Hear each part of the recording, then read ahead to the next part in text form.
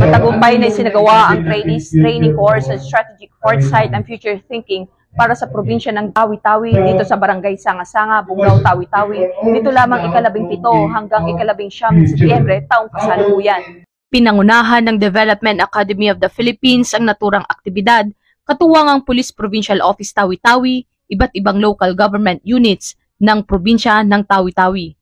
Naging tampok sa aktibidad ang pagbabahagi ng kanilang iba't ibang advokasya para sa ikauunlad ng probinsya. So in here, we will be able to come up with a plan as a planner that to have a foresight on what will happen, how we envision Tawi-Tawi in the year 2040.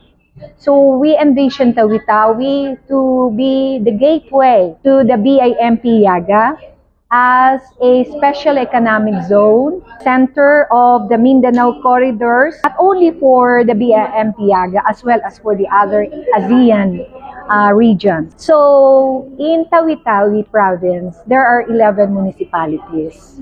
These 11 municipalities, island municipalities, have its distinct characteristics. And the center and the capital of the province of Tawi-Tawi and the premier town is Bungaw. We are here for the training on strategic foresight and future thinking for the province of Tawi-Tawi. It has been a long plan na rin naman to see some changes that matter to people. Kasi ang traditional nating path is strategic planning.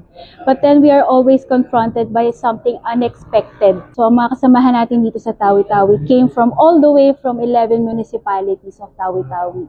And with this training, we empower them. Niraran namin tong training na to ng libre. Maraming salamat.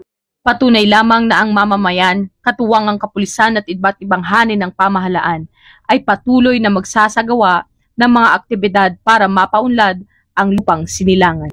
Mula rito sa Bungaw, Tawi-Tawi, ako ang inyong Police News Network Correspondent, Patrolwoman Maria Senyora Buya, alagad ng batas, taga-taguyod ng Balitang Pulis.